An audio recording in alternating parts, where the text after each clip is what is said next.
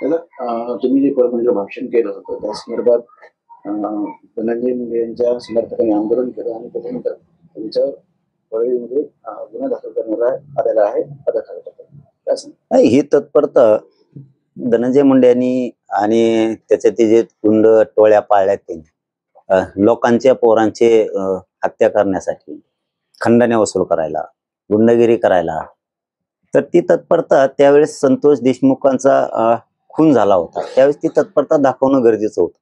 2 दिवस त्या बिचाऱ्याचा मृतदेह पडून होता केजच्या हॉस्पिटलमध्ये, पडून अक्षरशः, आणि पूर्ण गाव मस्साजो गाव हे रस्त्यावरती बसलेलं होतं.